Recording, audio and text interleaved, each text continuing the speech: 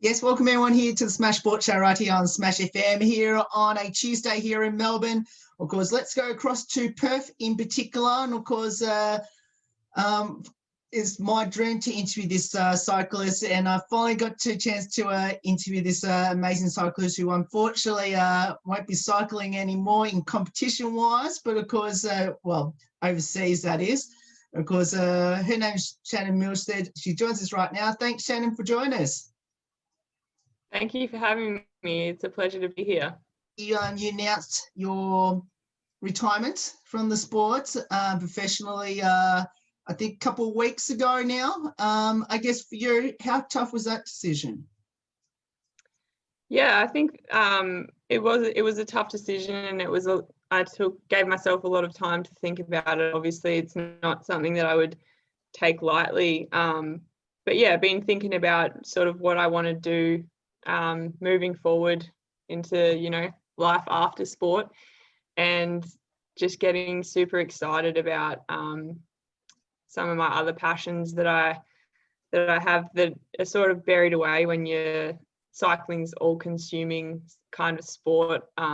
It takes up a lot of time and a lot of energy, and you don't often have much energy to do much else. I guess my values kind of started to sway a different way, and I just felt that, and took my time and made sure that what I was hearing from inside was true and was real. And my experience overseas in the last 3 months was really fun, and I loved being a part of the racing and a part of the team, and I'm so grateful that I got that opportunity. But yeah, it sort of just consolidated those feelings that I was having as well, that I was just not loving it as much as I used to when I was earlier on, 5 years ago. So yeah, I'm really happy with my decision. It was definitely a hard one to make, but I'm super excited. I know, and when I actually read your post when you announced it, I thought it was a real touching moment. And obviously for Australian cyclists, especially fans like myself, and reading that, and I guess for me it was heartbreaking because, as I mentioned, of course, you're one of my favorite cyclists. But I guess for you, when did it get to a point, and did COVID come into in regards to, not being the sport and not be able to, I guess, compete overseas like all other years? Yeah, for sure. I think COVID was definitely part of the transition for me. Also, I broke my shoulder in the beginning of this year, early January, before Nationals, and it was a pretty interesting experience. I've never broken a bone, never been taken out like that. And yeah, it just made me sort of have to do life without cycling for a bit and without competition for a while. And so my focus is kind of opened up into different areas, and I found that I was really enjoying life outside of performance, I would say. Like, obviously I was still keeping fit and active and training all the time, but my focus wasn't on performance as such or racing, because we just didn't have any of that on the horizon for a very long time. So I guess learning how to cope with that then opened my eyes and my mind and my heart to all these other things that you kind of bury away when you're so performance focused and result driven. And it was actually quite a relief to not have to feel that anymore, and to know that I'm actually really, really happy outside of having to, the pressure of performance, say, get top of me. And it did for a very long time, and I always had this moral dilemma kind of inside me that's like, but why have to get good results and prove that I'm good enough, to the outside world or even to myself? Not having to prove myself anymore was a really good feeling, and just knowing in myself and being confident in myself, I'm good enough, and I could kind of put that need to perform, put it to rest, and it felt really good, and it still feels really good. And I'm just looking forward to the next next chapter, and I'm sure it'll be a tough transition. Like, I'm going home tomorrow to Victoria. I'm really excited to see my boyfriend Blake. I'm excited to hang out with him and hang out with family. And then there's like that scary element that's like, oh, okay, I gotta, start a new chapter, and it is scary, but it's really exciting as well. So yeah, it's feelings from me. I feel kind of warm and fuzzy inside when, people say that it's not a nice thing. I think that I've made people upset, the person that I was in the sport, and that they will miss me. That's a good feeling. And but yeah, I just want to say to all of the people that have been in my corner through the whole process, through my whole cycling journey, thank you to all of those people. And I just want to say that I'm still here and I'm still the same person. I'm not going to completely delete cycling out of my life. It's still going to be part of my life, I think, until the day I die. So I'm still here and I'm still around, still me. So you mentioned, obviously, you're from down here in Victoria.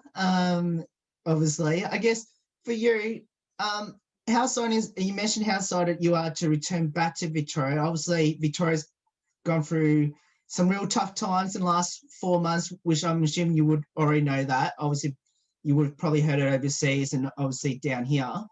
I guess how excited is to come back at the right time where everything's just starting to open up here in Victoria?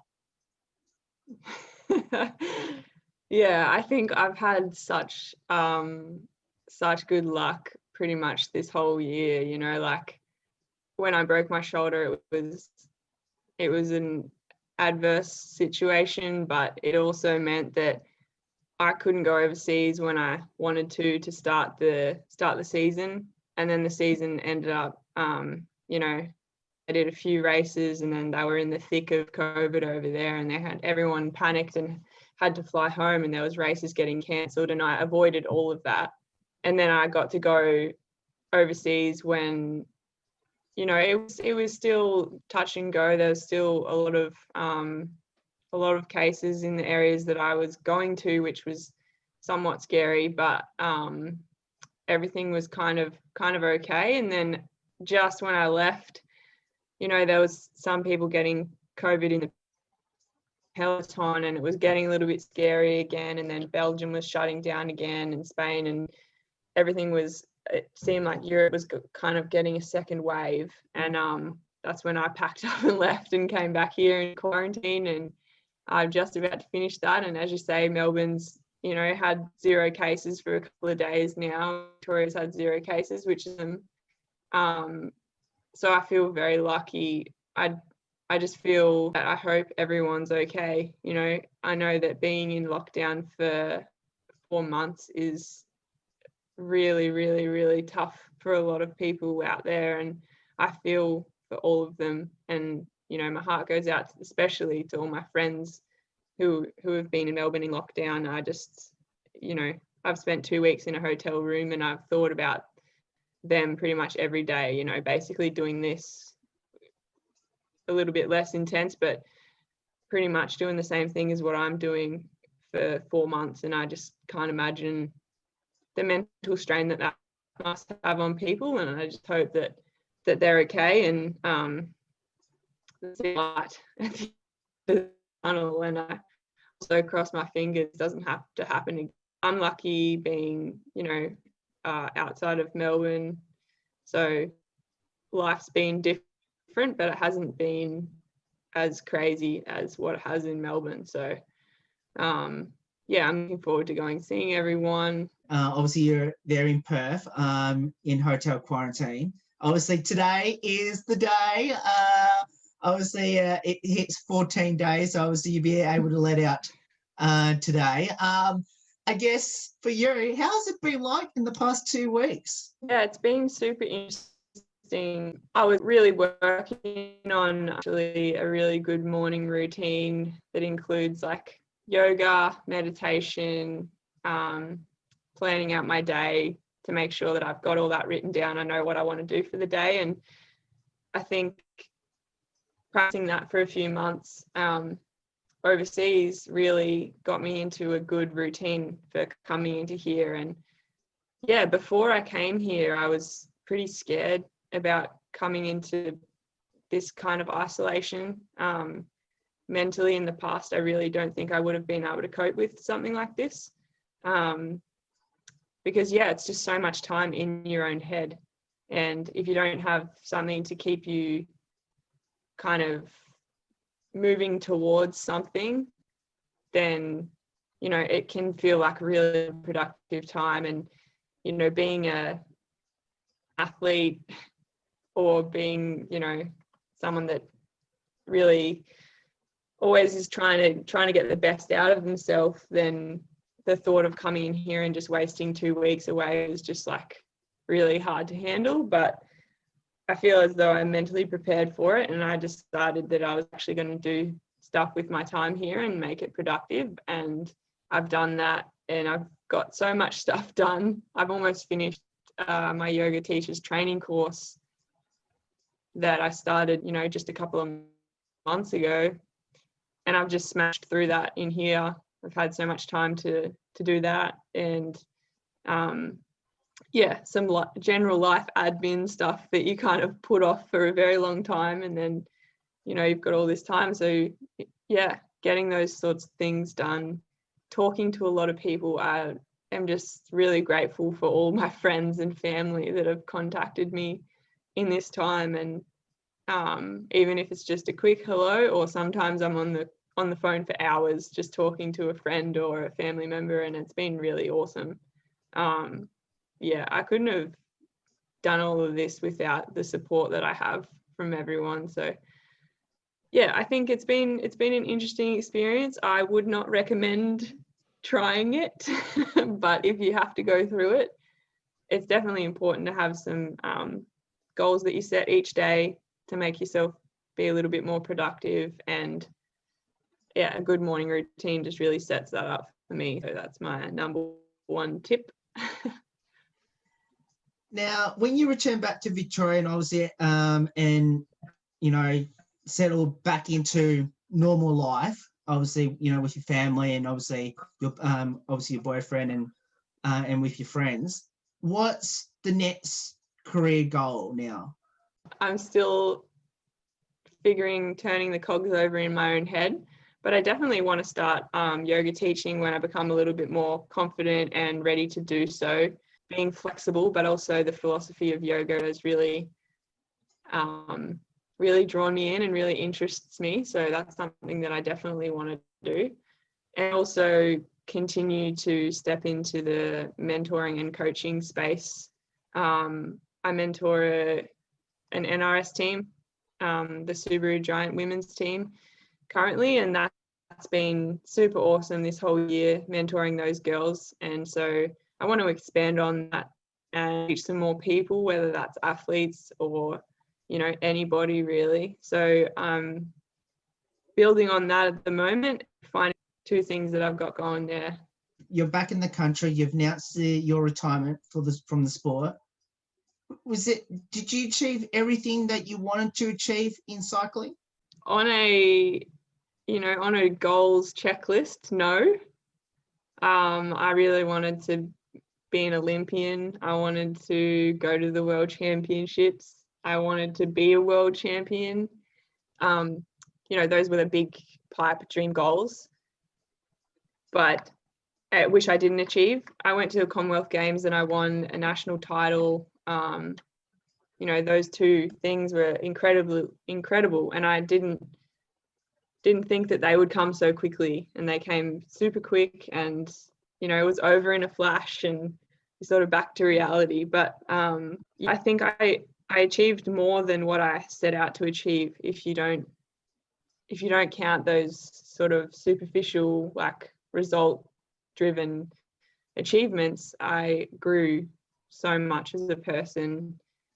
I met amazing people. Yeah, so I can say no, I didn't achieve those results that I wanted to to achieve, to tick off, to give myself a gold star, but I definitely achieved so much more in the personal development realm, and yeah, I'm proud of that. Talk a bit about your cycling journey. Where did it all start and why did you choose it? So I started off as a swimmer from a young age, and then I slowly transitioned into cycling and into triathlon first. And my dad was a triathlete, you know, an age group level, kind of competed across Victoria. In his 40s, I think he was a triathlete. So there was kind of that, it was around me, you know, cycling was a part of the family sort of thing. We rode a little bit as juniors, me and my brothers. And we had a really cool cycling club that my dad was friends with a lot of the guys in there. And so, you know, they were our friends too, and I knew them all. And some of my friends at school also were cyclists. And so I started to race a little bit in my triathlon years, just do a few like state level races. And I was picked up by the Holden women's cycling team off the back of one of those races. And I had no idea what that meant, but it just absolutely transformed me into a full road cyclist. Julian, the team owner, he was my first coach, and I've only had one coach since him, and you know, he turned me into the national champion that I was in 2018 and the Commonwealth Games representative, and the person also that I was. You know, he was a massive influence and a massive mentor for me in life in general. And from there, you know, I went on to the Aussie development team for a number of years and exposed myself to some European racing, and I put myself out there to teams, and I was eventually picked up by Team Tibco, Silicon Valley Bank, and you know, the rest is history. I rode with them for 3 years, and yeah, so many cool experiences, so many amazing people, and that's pretty much my journey. I don't know how else to sum it up. That's a short and sweet version. You mentioned obviously you got picked up with the Holden cycling team earlier. Now, obviously, I had a chance to interview one of your teammates from that team. Obviously, I think she might have gone to the same team as you. Actually, no, she actually went to a different team since then. But her name's Brodie Chapman. Tell us a bit about riding alongside her. Oh my gosh, I love Brodie. She's one of my best mates. When I speak about meeting amazing people, you know, Brodie is just one of the greatest examples of that. And I can't even put words to describe her as a human. I think, you know, we were talking the other day, and I'd written a bit of a blog that I hadn't put out yet. And when I was describing my friendship with Brodie, I had this like thought flash into my head that we were soulmates. And often you don't hear that when you're talking about a friend, you know, usually that's your partner, your lover, whatever. But it came to my mind about Brodie because it's that like really deep connection that's like almost an instant resonation with someone, and you're just on the same level, you bounce off each other, and it's like passion being around each other and hanging around each other and expressing that on the bike as teammates as well. There's a certain level of flow there that you don't get with everyone. And yeah, totally had that experience with Brodie, and we're going to be mates forever. It's one of those ones where you just know that you can not talk for 2 years and come back and be, you know, the same, just pick up where you left off kind of thing. And yeah, I love that human so much, and I'm so grateful that I got to be teammates with her. Now, I don't know you ever compared with her or against her, of course, on the cycling. Obviously, she's currently over in Europe at the moment as well. Obviously, she's from the Brunswick Cycling Club. Elizabeth Naspin, have you ever competed against her or with her? I'm sure I've competed against her, but we've never been teammates. She's over there for the first time. But I want to ask you this question. When you first went to Europe for the first time, what was your experiences? Overwhelming, crazy,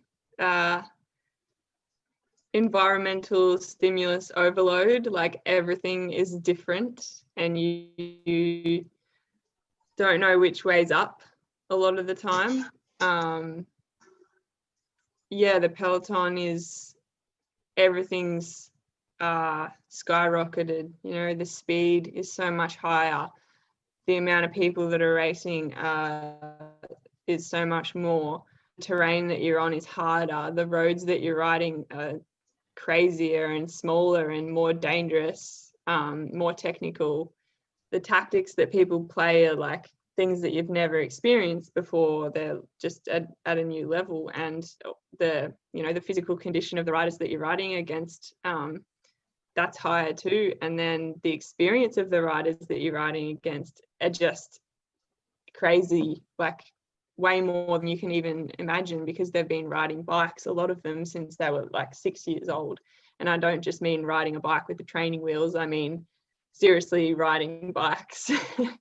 And so yeah, it's crazy. And then you've got like, you know, different food, different languages, different culture to try and deal with. And you're for me, it was in a very closed bubble of Australians that were living on top of each other for months at a time. And, you know, they're not your normal family that you're used to living with. So you're adjusting to living with new people. And yeah, it was pretty incredible. Like, I loved it every single time. I finished we would do blocks. So we had 2-month blocks with the Aussie team for 3 years in a row. I went. And each time I would finish absolutely smashed, because we raced so much and we traveled like crazy travel days, because we never flew, we just drove everywhere. So some days you're doing 10 to 12 hour car trips, and then a few days later racing, and a few days later or the next day doing another 10 to 12 hour car trip, and then racing again. So it was crazy, but I loved it. It broke me, but at the same time it grew me so much. And yeah, so super interesting experience. And I also met like my best mate through that, Kimberly Wells. She is also retired now, but yeah, we were roomies. And yeah, the shortest and the tallest like merged together and created this fun, amazing friendship that will also last forever. So now, you just mentioned, of course, Kimberly Wells just a moment ago, and also she, as you mentioned, she just announced her retirement as well. You know, when obviously when everything somehow goes back to some normality, is that the first you want to do to hopefully, you know, get to chill out with her, and not worried about, oh, I've got a cycling race coming up, and like maybe like talk as is like friends instead of just thinking about cycling? Yeah, definitely. Kimber's retired a couple of years ago now. I think she retired in 2017 from pro cycling, and she still raced a little bit in the National Road Series, and then fully retired the next year. I think in 2018 she didn't do much racing, so she's been off the bike racing for a few years now, and she's been working in New Zealand this whole year, which has been very challenging for her. She moved to New Zealand and then it was a lockdown straight away, so that was massive change for her. But thankfully she's coming back to Australia, and so I think, yeah, whether it's the new year or whether it's the end of this year, I'll definitely be heading up to Canberra to go and hang out with her. and also my mate Gracie Elvin is up there. She's just announced her retirement actually as well, and she has also just made it back to Australia and has started her quarantine now. So yeah, I'm thinking about booking tickets to go to Canberra as soon as the Australian government lets me do so. So yeah. You mentioned about so many highlights in cycling, and obviously you mentioned about representing Australia at the Commonwealth Games on the Gold Coast, and obviously winning the nationals. Is there any more highlights that stands out to you the most, or is one of those two more important than the other? Yeah, I ask myself this question a lot. I think it's hard to separate the two. Like obviously they're my two like most amazing things that have happened in cycling. There's a lot of amazing moments, but those two are definitely the tip of the iceberg ones, or the icing on the cake. But it's hard to separate. The nationals was just it was like everything just came together on that day, and everything went my way. You know, I had luck on my side. I was in a great physical condition. I was doing great mentally as well, and I knew that I had it in me to win, and I knew what I had to do, and I did it, and I was calm the whole race probably until I crossed the line, and then everything just like, you know, I screamed when I crossed the line. I couldn't cry, but like I was crying without tears. It was weird. And then the Commonwealth Games was the best team environment I think I've ever been a part of. It was like, you know, from top to toe, from staff to, yeah, all the riders, and even being in the athlete village with all the other Australian athletes, just getting that experience of being in the green and gold, like you're walking around in uniform all day, every day, and interacting with people that from all different sports, that are all there to, you know, show their best. And so the vibe is just, it's really high the whole week that I was there, or a bit over a week, I can't remember now. But and then, you know, you're in Australia, so the fans that are there was like, that was amazing. And all of my friends and family that came to watch me, it was so incredible to have them there, which is obviously unique to a games, whether it's Olympic Games or Commonwealth Games. It's pretty unique to have it in your own country, in your home country, and then winning on top of that is just like boom. And it was such a cool race, you know, like I exceeded my own expectations. I was like the cat with 9 lives, like coming back, and I kept getting dropped every time I'd, you know, drive it on the front to thin out the field to make it hard for everyone else and protect Chloe. And then I'd come back and do it again. And yeah, I remember riding up the final climb when she crossed the line, and I knew that she'd won because we had Eric Parkinson on the side, who was watching the live stream on his phone, and he was there to, because you didn't have race radios, and he was there to hold up signs which said like A, B, or C, which translated to our plans that we will follow during the race. So if he was holding up A, it was like, you know, follow plan A. If it was B, follow plan B. So he was there and like giving us tactical information.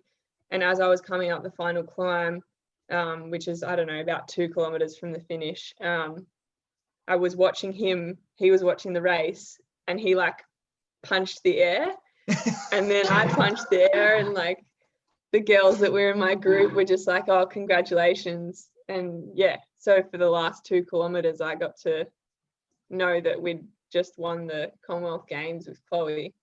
And like, I'm getting goosebumps now. Like I could feel my legs getting goosebumps, and I started crying probably 500 meters to go with all of the crowds. And yeah, it was amazing. And the celebration with Chloe, you know, she engraved our names on her gold medal.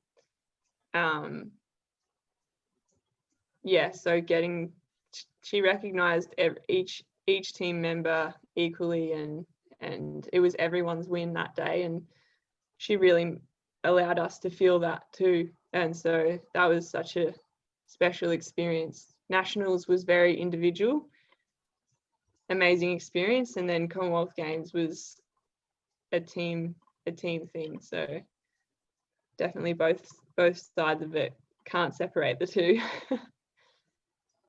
We'll get to the Commonwealth Games one because I want to speak to you about Chloe in a minute. Just going back to nationals, obviously it was in Ballarat, obviously not too far from where you're originally from. If my memory serves me correct, you're down near Warrnambool, Portland area. Am I correct? Yep. I guess, how special was that for you to win that in your home state, and obviously very close to home in regional Victoria? But obviously, the one thing I want to have a chat with you as well about is, I guess, we all see with the podium and all that of course, there is such thing as champagne shower. Now, I guess, how did all of that go? And especially, I'm assuming, did you try not to avoid getting hit with the champagne shower? Yeah, so I actually lived in Ballarat for 4 or 5 years. Yeah, and including 2018, I was living in Ballarat. So it was a hometown win. So that was pretty special. And again, I had my family there to support me, and it was really cool to have them there. And obviously a lot of my friends were there too, to watch. And yeah, so that was really cool. I'd been training on the course leading up to it pretty much every day, just familiarizing myself with everything, and a lot of visualizing me winning, where I would open up the sprint, visualizing me hanging on the climb and not getting dropped. And yeah, it turned out exactly how I played it out in my head, which was awesome. And then, yeah, the podium celebrations, it's always a challenge knowing where the champagne's going to spray. But yeah, definitely like to point it either left and right, just to make sure you get a little bit sticky on the podium. And I think, yeah, Lauren took pleasure in pouring some of the champagne on my head. So Yes. Yeah, that was really cool. Yeah. Yes, that's right.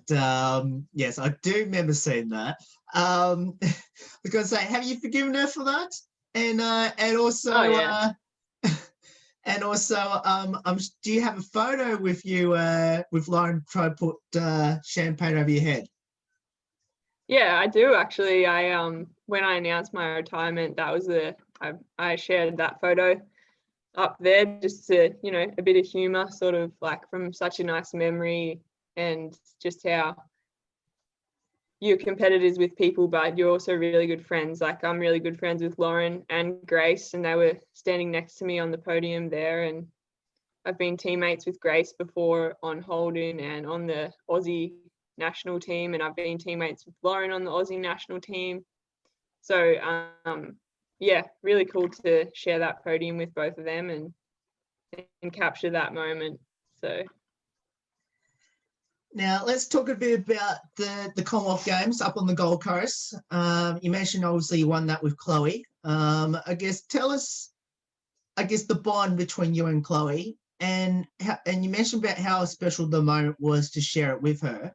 I guess for you, how long did you wear your medals around your necks? And obviously, what a lot of Commonwealth Games athletes that win the Commonwealth Games, obviously they get to bite the gold medal. Did you do that as well? No, there was no biting of the gold medal for for me. I think Chloe probably, I don't know if she did. I think she probably did bite it. But yes, when I first started out cycling, obviously knew who Chloe was, and she was one of the best sprinters, not just in Australia, but in the world. And watching her race was something that I definitely drew inspiration from. And she was always a little bit intimidating, if I'll be honest. She's a strong personality, and she definitely, if you're racing against her on the road, it's definitely better to be teammates with Chloe, I would say. So, but that's just sprinter nature, you know. Sprinters are intimidating. They've got to be on the bike. They go through some hectic stuff in the final, and they've got to just know how to hold their ground and be ruthless on the bike. And Chloe definitely has those qualities, but off the bike, she's super funny. She's super nice to hang around. I actually spent a little bit of time with her in 2019. We went to recon the Innsbruck World Championship course together, and the Yorkshire Worlds course.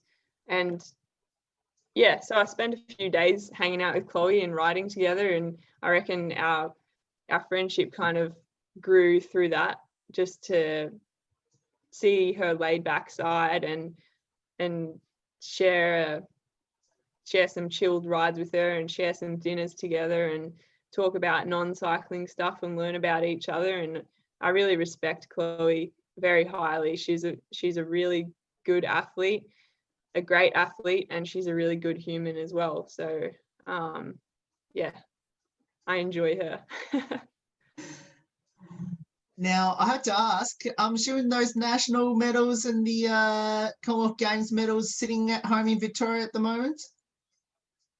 Definitely the Nationals one, but there's just one Commonwealth Games medal, and that's safe and secure with Chloe. So, you just get the one medal. There's no 6, but I've definitely got the Nationals medal. It's actually hanging up in my room next to a frame that I got made by Fuji, a green and gold frame, which was super awesome. I love it. It's just on display. I'm never going to build it. It's just sitting there in my room with all my, it's like a shrine of nationals. So, yeah. So you've retired from the sport professionally. The next question I want to ask you is, what does the sport of cycling mean to you now, in reflection? It's such a massive chapter of my life. It's what's grown me into who I am now. I know I'm still pretty young. I've got a lot of growing to do, but not in stature, unfortunately, but as a person. It just means that it's the journey that I went along in cycling that is pretty much everything that I can remember, you know, from when you're a young teenager to 25, you probably do most of your learning, I would say, as a human. And I did all of that through cycling. So it's played a huge role in my development into an adult, and it's taught me discipline. It's taught me how to be fit and healthy and how good that feels. It's taught me how to stick to my true values and be myself, and to not worry about what everyone else is thinking. You kind of got to go your own way in cycling, because there's not one recipe that fits all, because there's so many different types of niches in cycling. You've got to find your own niche. And sure, you can learn from people, and there's so many incredible people to learn from, but you really have to develop your own sense of self in cycling, like who you are as a cyclist. And that taught me a lot about who I am as a person and what values that I want to live by. through the rest of my life. And yeah, values are always going to change and your purpose is always going to change. But yeah, at least for now, it's taught me a lot of that, of how I want to lead into the next part of my life. So yeah.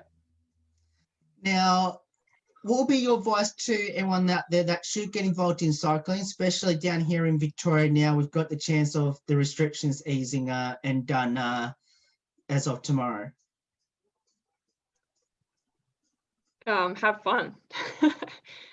I think that's the main thing for everyone when the restrictions ease. Like, just have fun. It's not too serious. You know, obviously be serious about yourself, be disciplined, have some goals that you're working towards, but along the way, like, have fun. Because there's no point in like doing something that you don't enjoy. Because we all know that things can be taken away from us just like that. So you might as well spend your time doing something that you really love. And if that's cycling, that's amazing. It is an incredible sport. Massive advocate for being fit and healthy. So it definitely keeps you fit and healthy. Obviously there's other lifestyle factors that go into that, but yeah, I would say socially too, it's a really social sport. Swimming and triathlon, on the other hand, for me, were not so social. Like, it's a pretty individual sport and you're competing against the people that you're training with, which is kind of weird. Whereas, you know, in cycling, you've got a team around you that you train with for a lot of the time, and then you race alongside them. So yeah, it's really cool. I think my main advice is to have fun with it. Now we'll quickly finish off with a couple of lighthearted questions. Firstly, who was the comedian that you came across in regards to cycling? Oh man, there's too many. Who's the funniest person?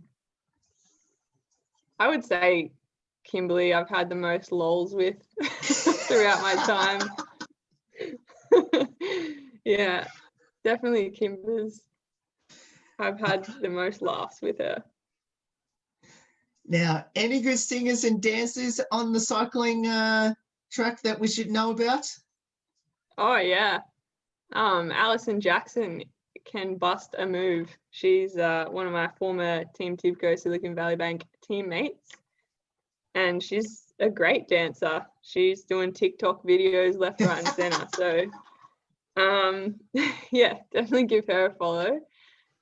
And yeah, Brody can sing. A few of my teammates can sing actually. Kendall had a good voice as well. Yeah, I always like listening to people sing along in the car trips and stuff. I remember Loretta Hanson has a pretty good voice too. Yeah. Oh, I might ask Brody to give me some tunes when I have her next on the show. Thank you for giving me that. Yeah, for sure. Now, of course, I've got to ask this one. Did you have a pre-competition or event superstition or ritual? Man, this question gets asked all the time. It's so interesting to me because it's like, if people have a pre-race ritual, like, I mean, what's the value in knowing that for someone else? Maybe they think that if they do the ritual that they're going to, like, I don't know, get the same results. But for me, there was no ritual, I guess. I just like to eat oats and I eat them every single morning. So, you know, if you want to be like Shannon Malseed, just eat some oats. Boom. Now, did you have any embarrassing moments during competition? 100% yes. There was a few. Probably the most embarrassing thing that ever happened to me on the bike was before I was best friends with Kimberly. we were racing together and got into a breakaway with her, and it was just a two-man breakaway, two-woman breakaway. And I was just looking around to see where the peloton was, and I looked behind me. And as I looked behind, I brought my bike with me, and I just crashed over the top of, like, she was in front of me, and I crossed her wheel and I crashed over her, and she didn't come down. She describes the feeling as like, you know, a little rock like bouncing off the back of your bike, just like, what the heck was that? I did mention that. And she looked behind, and I was on the ground, and she was just like, oh my God, what the heck just happened? This idiot just crashed herself out. So yeah, that was definitely embarrassing. Another time I was actually solo off the front in a race, and I went the wrong way, and so wasn't in the breakaway anymore. I was at the back of the peloton when I joined back on, and my teammates were like, what are you doing here? We thought you were out there. And no, I just went the wrong way. Yes, Kimberly. Yes, Kimberly did mention about that crash with her. So did she? Yeah, I was hoping, I was a couple of years ago, which I was hoping you were, as soon as you mentioned, I went, oh no, I do remember this one. So yeah, that's awesome. We'll finish off with these last two, which is now any forgetful cyclists on the circuit we should know about. Forgetful. Yeah, definitely. Like my teammate Nina Kessler, she forgot her shoes. Just one shoe. She actually just forgot one shoe to the Paris-Roubaix recon this year. That was pretty hilarious. So yeah, that's a whole nother story. But I've also forgotten my shoes to a race before. That was terrible. I'm sure there's plenty of horror stories. You know, considering now you've retired professionally, I'm assuming you want to, you know, take this time to thank anyone in particular, say some thank yous. Oh yeah, there's too many to count. We'd be here for hours, but thank you to everyone in the Southwest to start with, who brought me up as a novice cyclist and taught me how to bump some elbows and how to roll turns and all that cool stuff. And then moving on to the Holden women's cycling team in my years throughout the domestic scene. I've already spoken about Julian and you know, everyone that was on that team was an influence to me, and I'm grateful for that. And the Australian national development team I've spoken about was my next step, and just having that platform to grow in was awesome. And then finishing it off, Team Tibco, Silicon Valley Bank, giving me the opportunity to live my dream for a few good years. And I can't go without thanking my family, my mum and dad, for supporting me throughout this whole time, through the ups and downs and the ins and outs, and, you know, the glory and the defeat and everything in between. They've always been there. And my partner Blake throughout, you know, this pretty testing year so far. And he's just been there as just like someone to talk to about my feelings and to get it out to him. And he never swayed me in any direction, but let me find my own way, and just loved me for whichever way I wanted to go. And I'm so excited to give him a hug tomorrow afternoon.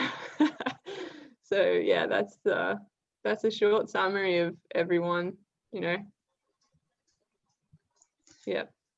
Well, Shannon, thank you so much for getting up your time to join us. I know you're very excited. Obviously, you're hours away to, you know, be out of hotel quarantine and obviously out into obviously the fantastic world of obviously being back here in Australia. And of course, we can't wait to see you back here in the best state in the country, in Victoria, especially in the sporting scene where we completely clean swept everyone this year. And you know, thank you so much. And I'm sure hopefully we can catch up with you to you know, dive a little bit more into your cycling journey. And thanks so much for giving up your time today to join us.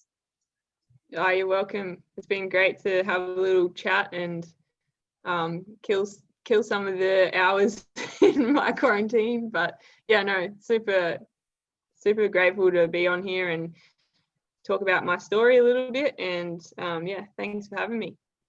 No worries. And that's Shannon Malseed there, of course, from Perth, but of course she'll be back in our home state of here in Victoria, of course, very soon. Of course, amazing cycling career, and of course, one of our favourite cyclists as well. So we're so excited to have her on the show in particular. There's more on the Smash Sport Show right after this. Don't go away here on the Tuesday edition.